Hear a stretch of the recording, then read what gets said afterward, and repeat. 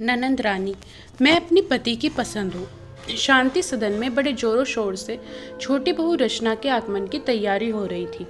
पूरा घर मेहमानों से भरा पड़ा था। गीत मंगल गाए जा रहे थे, लेकिन घर की बड़ी बहू दीपा को सिर्फ रसोई घर तक ही सीमित रखा गया था। दीपा को विवाह से संबंधित कोई भी काम, चाहे वो कपड़ों की खरीदारी हो या गहनों की, हर चीज से दूर रखा गया। सभी चीजें उसकी ननद शुभी की देखरेख में हो रही थी। सारी खरीदारी भी उसने खुद की। हर चीज शुभी ने रचना से पूछकर, दिखाकर उसकी पसंद की और महंगी से महंगी चीजें लेकर दी। इधर दीपा चुपचाप अपने काम से काम रखती। उसको इन बातों से कोई फर्क न पड़ता। देखकर उसकी ननद शुभी को गुस्सा आने लगा तो उसने दीपा पर व्यंग करना शुरू कर दिया। दीपा को सुनाते हुए शुभी ने अपनी माँ विमला जी से कहा, मेरी एक बात ध्यान से सुन लो माँ, रचना को कोई तकलीफ नहीं होनी चाहिए इस घर में, ना ही उस पर कोई हुक्म चलाने की कोशिश करेगा। अगर किसी ने उसे तकलीफ देने की कोशिश की तो उसके लिए मुझसे बुरा कोई नहीं होगा। वो हम सबके पसंद की बहू है। हम सब उसको बड़े नाजों से प्यार से इस घर में रखेंगे। उसको कोई कमी नहीं होने देंगे। खासकर मैं तो उसके साथ सहेलियों की तरह रहूंगी। दीपा सब कुछ सुनकर भी अनसुना कर रही थी। वो भी सिर्फ इसलिए कि शादी के घर में मेहमानों के बीच कोई तमाशा ना हो। लेकिन अब सब कुछ उसके बर्दाश्त से बाहर हो रहा था। दीपा ने अपने कमरे में जाकर रात में ये बात अपने पति मोहित से कही। देखो मोहित, माँ जी और शुभी का यूँ बात बात पर मुझे ताने देना और सुनाना बिल्कुल भी पसंद नहीं आ रहा। 5 साल हो गए अपनी शादी को, लेकिन आज तक मैं इस घर के लिए बेगानी और बुरी बहू ही हूँ। माँ जी का तक फिर भी बर्दाश्त कर लूँ, लेकिन शुभी की बदतमीजी मुझसे बर्दाश्त नहीं होगी। या तो तुम जाकर उन्हें ऐसा करने से मना करो, नहीं तो अगर मैंने कुछ कह दिया तो उनके साथ साथ तुम्हें भी मेरी बात बुरी लग जाएगी। बिस्तर पर लेटे लेटे मोहित ने मोबाइल देखते हुए कहा, तुम भी हद करती हो यार, जरा जरा सी बात का पतंगड़ बनाती हो। कुल मिलाकर 4 दिन और रहना है हमें यहाँ, और कौन सी उनकी बातें तुमसे आकर चिपक रही हैं।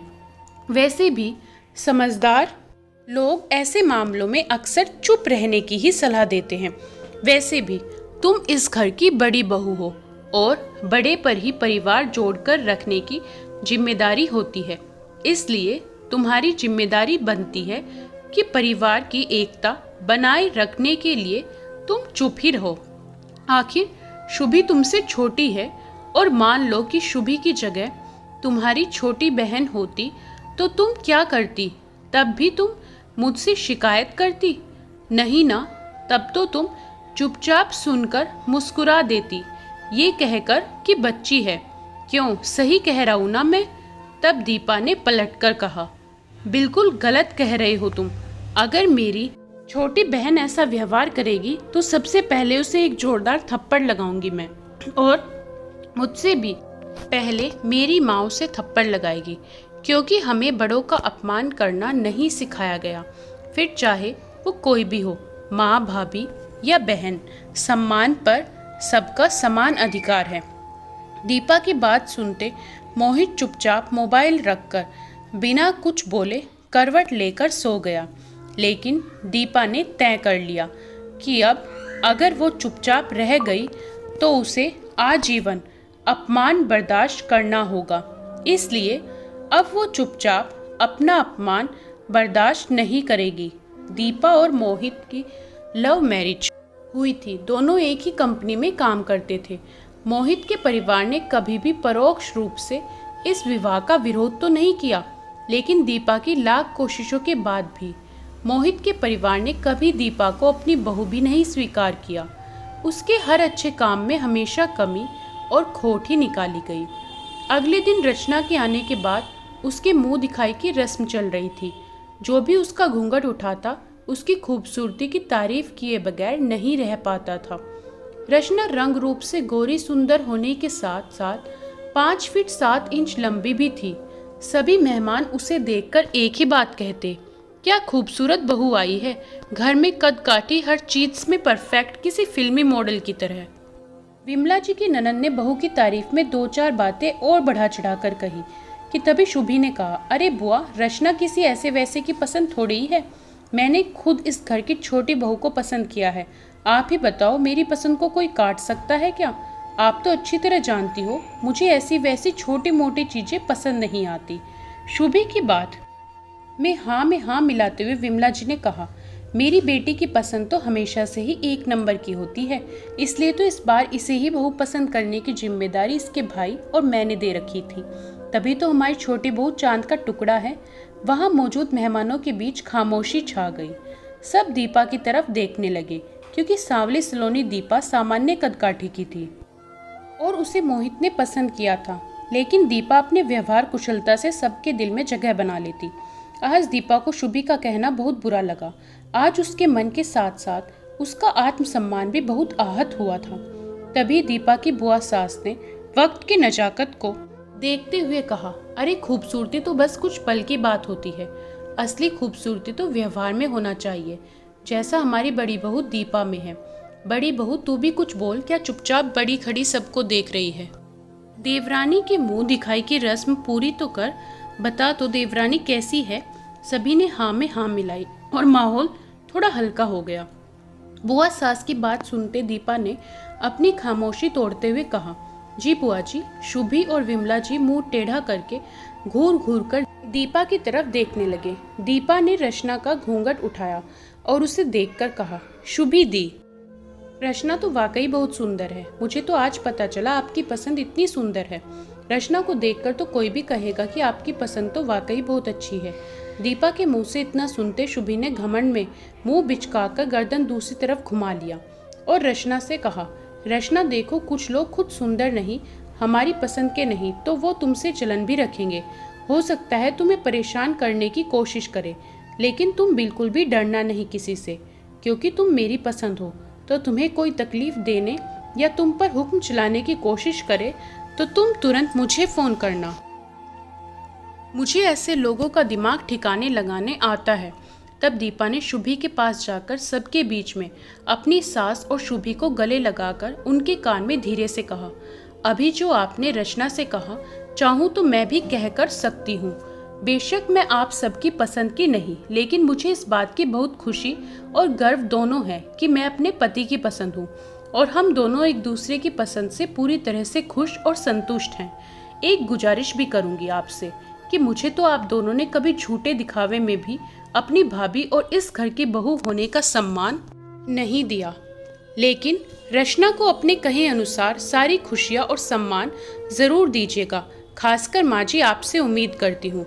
फिर दूसरी तरफ अपनी सास से कहा, माँ जी, उम्मीद करती हूँ कि आप अपनी बेटी के साथ साथ रचना को भी इस घर की बहू होने के अधिकार और पूरा सम्मान देंगी। इसके साथ उसकी पसंद नापसंद का भी इस घर में पूरा सम्मान होगा। एक आखिरी और सबसे ज़रूरी बात मैं आप दोनों से कहना चाहूँगी।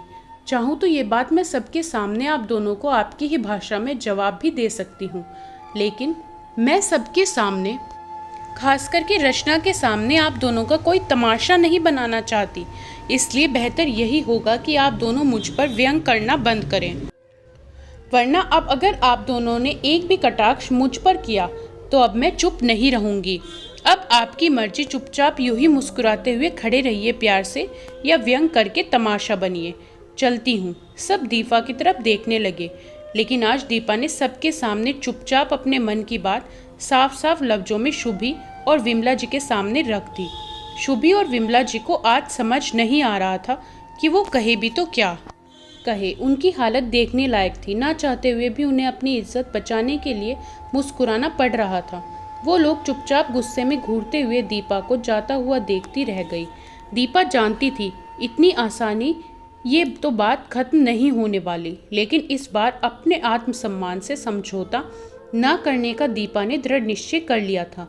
सारे मेहमानों के जाने के बाद विमला जी और शुभी ने मोहित के सामने आकर तमाशा करना शुरू किया और उसकी कही गई बात को बढ़ा चढ़ाकर बताते हुए शुभी ने कहा, भैया अपनी पत्नी को समझा दीजिए कि अपनी जलन अपने पास रखे और मुझसे तमीज से बात किया करे। अब अगर वो सुंदर नहीं और हमें पसंद नहीं तो इसमें हमारा कोई दोष नहीं, दोष सिर्फ उनका है। और आपकी पसंद को भी न जाने क्या हो गया था कि ऐसी लड़की पसंद आई आपको। विमला जी ने कहा, हमारी तो किस्मत ही खराब है जो तेरी खुशी के लिए हम उस जैसी लड़की से रिश्ता करने के लिए राजी हुए और वो हमारा ही अपमान कर रही है।